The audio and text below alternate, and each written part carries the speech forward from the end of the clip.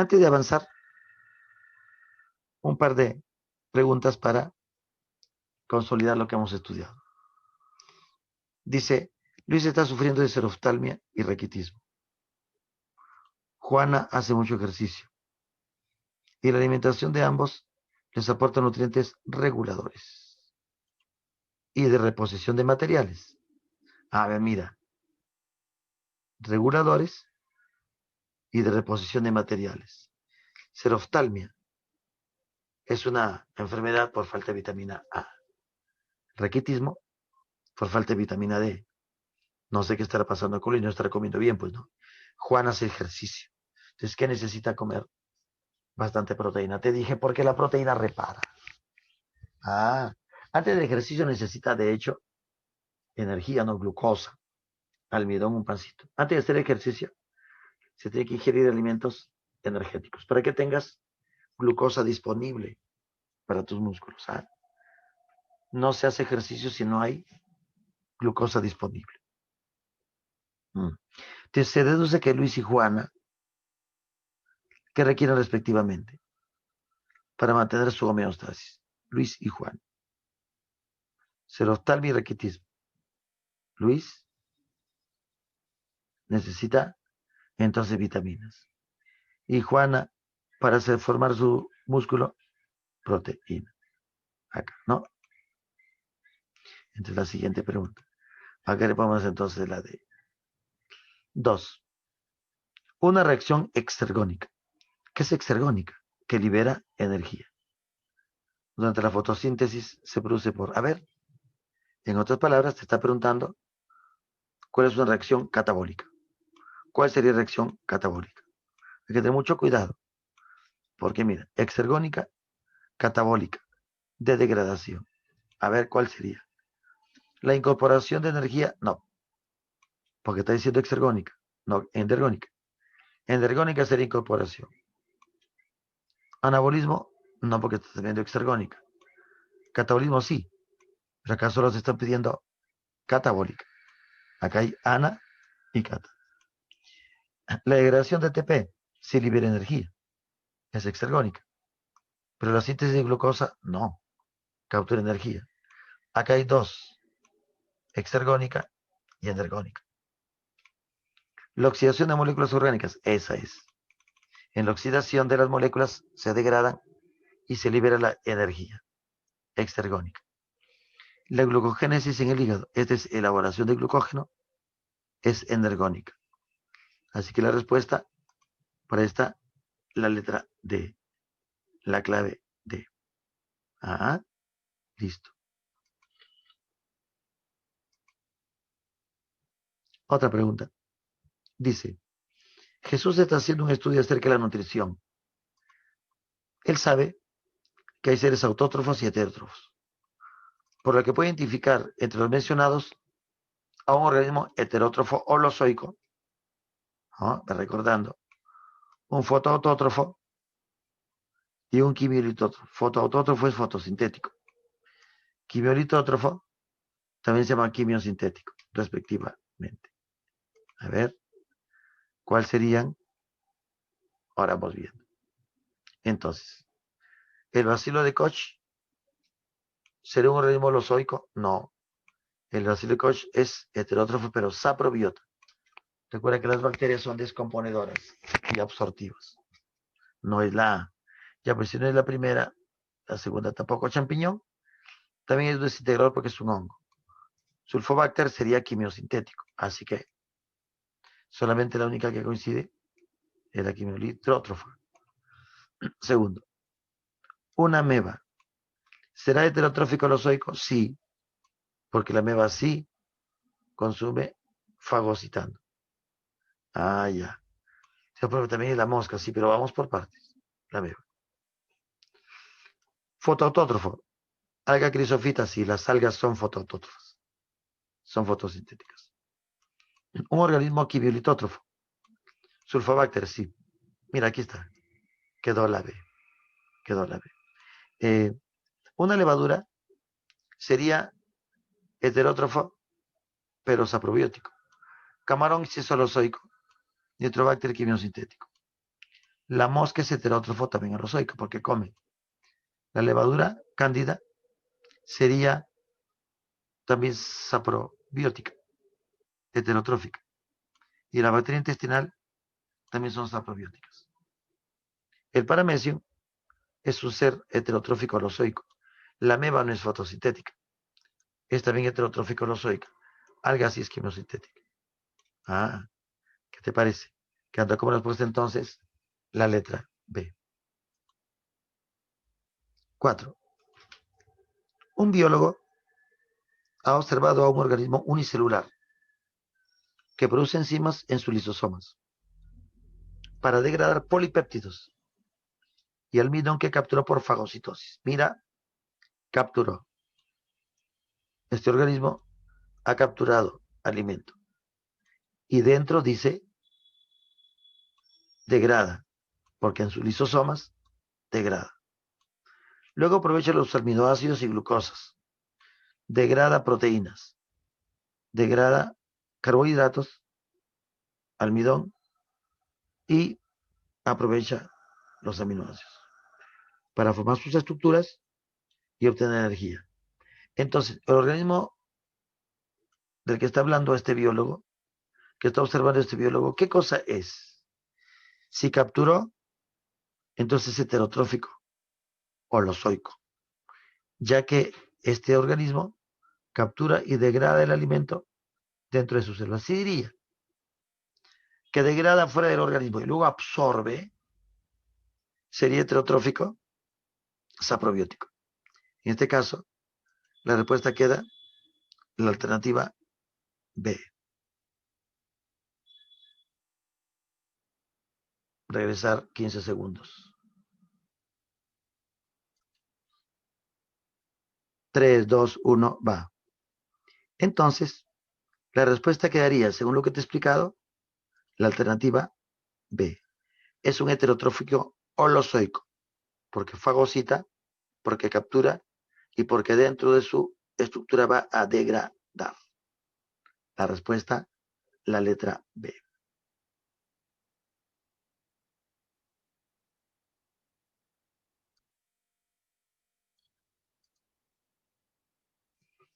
En esta parte te voy a explicar cómo se produce el proceso de fotosíntesis, que es la etapa primera en la captura de la energía y la elaboración. Se captura CO2 por fotosíntesis. La fotosíntesis es un proceso anabólico, ya que va a elaborar, ¿no? Las plantas con clorofila, algas, plantas y algunas bacterias, ¿no? Como las cianobacterias, como las fotobacterias, llamadas fotoautótrofas, fotosintéticas o fotolitótrofas también, ¿no? Capturan energía en forma de luz y la transforman en energía química. Ese es el concepto general sobre la fotosíntesis. Proceso anabólico de conversión de energía luminosa en química. Ajá. Esta es la reacción global de la fotosíntesis. Se necesitan moléculas de agua que aportan los hidrógenos. El agua es el agente reductor. Se necesita CO2 que viene del aire. Se necesita luz como fuente energética y clorofila. Hay otros pigmentos, siendo clorofila el más importante, el más común, el más abundante. Productos finales, la glucosa y el oxígeno que se libera. Mira, ¿por qué hemos puesto acá 6? 6, 6, para balancear el asunto. 6 moléculas de agua, 6 CO2. Esta es la reacción resumida en realidad. Es la reacción global, la reacción general de la fotosíntesis. Luz y clorofila son los agentes, digamos, catalizadores, ¿no? La luz y la clorofila que inicia el proceso. Aquí se va a convertir energía luminosa en energía química. Ah, entonces recordando, ¿no? La luz que viene principalmente del sol, sí podría ser una fuente diferente, pero principalmente del sol. La energía solar se realiza la fotosíntesis capturando de las raíces agua y sales minerales. No, agua. ¿Qué sales minerales se capturan? Fosfatos, nitratos, sulfatos, iones, ¿no? Sodio, potasio, todo lo que se necesita se absorbe de la raíz. Entonces, por fotosíntesis se va a elaborar glucosa. El nutriente que es la glucosa, fundamentalmente glucosa. También se van a elaborar otros compuestos orgánicos. ¿Por qué es importante que haya fotosíntesis? ¿Por qué es importante este proceso?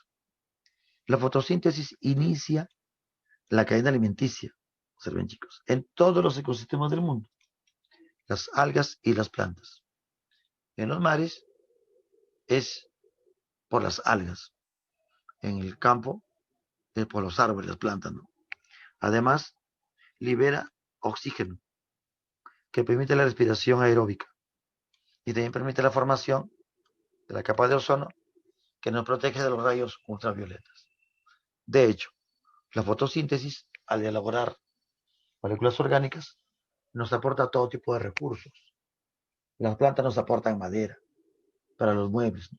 Nos aporta el papel, ¿no? Que es un compuesto derivado, ¿no? En muchos lugares las construcciones se dan con madera, con plantas. Se encuentra entonces no solamente la elaboración de materia orgánica, que es lo fundamental para la vida, sino también el aporte de todo tipo de recursos, ¿no? Para satisfacer nuestras necesidades primarias, fundamentalmente, ¿no? Nuestras necesidades vitales.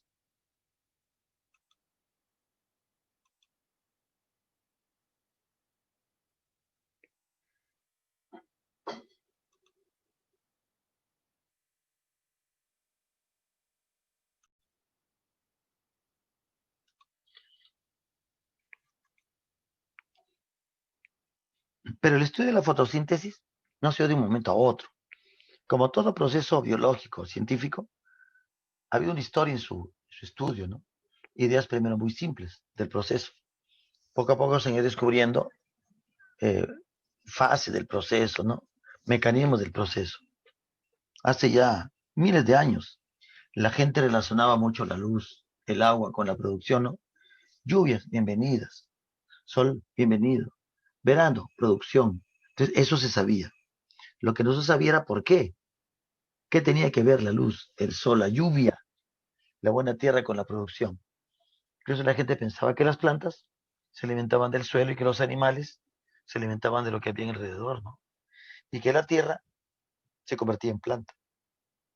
Después se pensó que el agua era lo que se convertía en planta. Pues entonces el proceso fue explicándose poco a poco. Estudios, descubrimientos, ¿no? Utilización de instrumentos, como todo proceso biológico. Entonces mira, Aristóteles, siglo IV antes de Cristo, ¿no? Él relacionó la luz con el color verde de las plantas. Dijo, bueno, el color verde de las plantas tiene que ver con la luz. Sin embargo, este día no trascendió en la época, ¿no? Bueno, y que no más quedó. Como te repito, ya se sabían muchas cosas de producción. Lo que no se sabía eran los patrones, la explicación de por qué se producía esto, ¿no? Entonces, luz, color verde. Muchos siglos pasaron para que los estudios se reanudaran, avanzaran, ¿no? En el siglo XVII de nuestra era, el padre de la fisiología vegetal, Stephen Hayles, hizo mención de la citada hipótesis aristotélica. O sea, la idea se retoma. Oye, la luz solar tiene que ver con el color verde, ¿no? Joseph Priestley hace experimentos muy creativos para demostrar ciertas circunstancias, ¿no? De la fotosíntesis. Él descubrió la producción de oxígeno por los vegetales, ¿no? Dice que las plantas restauran el aire, o sea, recuperan el aire. Descubrió la emisión de CO2 por las plantas durante los periodos de penumbra. Decía, se libera CO2 en la oscuridad. No sabía exactamente por qué se lograba esto, pero sí sabía. No se logró interpretar exactamente estos resultados, pero sucedía. ¿Por qué? No sé. ¿Para qué? No sé.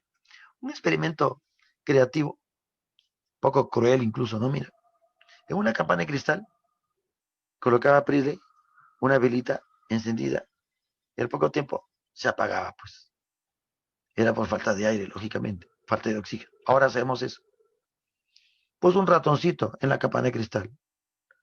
Al poco tiempo, falleció el ratón, ¿no? Muerto quedó. Puso una plantita adentro de la campana. Oye, la vela ya no se apagó, pues. Dice, oye, tiene que ver la planta. Ponemos la plantita. El ratoncito ya no moría el ratón. Entonces, de este modo descubrió que la plantita podía recuperar el aire. Un experimento muy interesante, ¿no? Mira, aparentemente sencillo, simplemente que a nadie se le había ocurrido. Ahí, la capacidad de observación, ¿no? De los estudiosos, tener ideas creativas para poder demostrar. Lógicamente, este otro ratón, pues ya se había muerto, pues no. Entonces, así se puede descubrir. Para esa época ya había estudios químicos, ya se estaban dando, ¿no? Ideas, nociones, ya se estaba construyendo la forma de hablar de la materia, ¿no? Ya se estaban dando algunos modelos de partículas más pequeñas, ¿no? Todavía no se habían descubierto muchos elementos como en la actualidad, de hecho, pero poco a poco estaba avanzando. Mira cómo las entidades físicas y químicas se van relacionando con la vida. La denominación de clorofila de los pigmentos, ¿no? Clorofila y otros. Cloro es verde, por si acaso. Clorofila. Ya. Como decía, clorofila significa afinidad, amor por el verde, ¿no? El término fue acuñado por Pelletier y Caventou a comienzos del siglo XIX. Siglo XIX, ¿no? 1800 y tanto por ahí. 1821, Dutrochet describe la entrada de CO2 en las plantas a través de los estomas. Los estomas son los poros que tienen las hojas. Ya para eso, ya en la microscopía había avanzado bastante. Los microscopios se habían revolucionado. Microscopios habían sido descubiertos, habían sido, digo, inventados y las estructuras habían sido descubiertas unos 150 años antes, ¿no? Entonces, por ahí ya los estudios eran mucho más complejos, mucho más analíticos. Entonces, determina que las células que contienen clorofila, o sea, las que son verdes, son productoras de qué? De oxígeno. Mira una hojita de nuevo. 1870, ¿no? Sachs relacionó la presencia de clorofila con cuerpos que se pueden alargar y dividir. Con microscopio él miró unos cuerpitos a los que hoy se conoce que son los cloroplastos.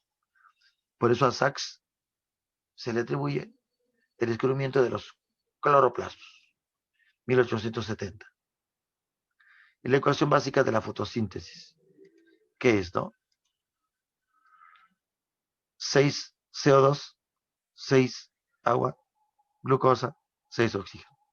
Siempre con el balanceo de la ecuación, ¿no? Glucosa y oxígeno. Mira, 1905, un estudioso Blackman él descubre, mediante experimentos, ¿no? Con plantas, con algas, que hay dos fases, una fase luminosa y una fase oscura.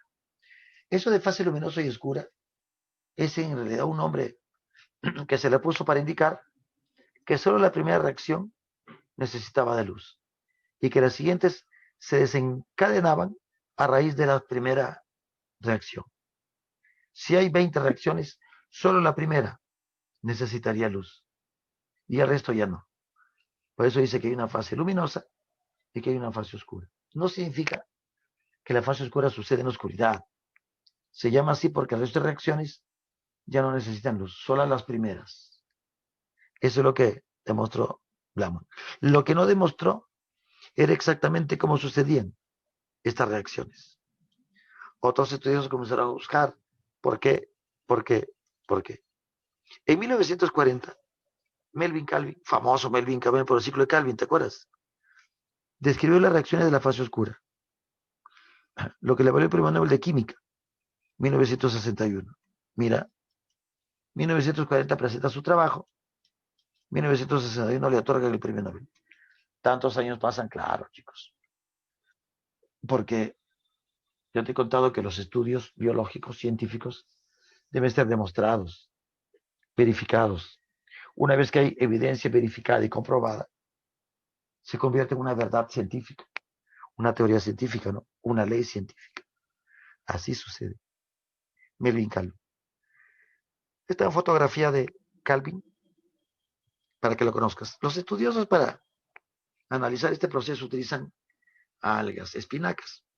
Por ejemplo, agarraba extractos de estas plantas, ¿no? De estas algas. Esos extractos verdes que contenían la clorofila, los separaba, ¿no?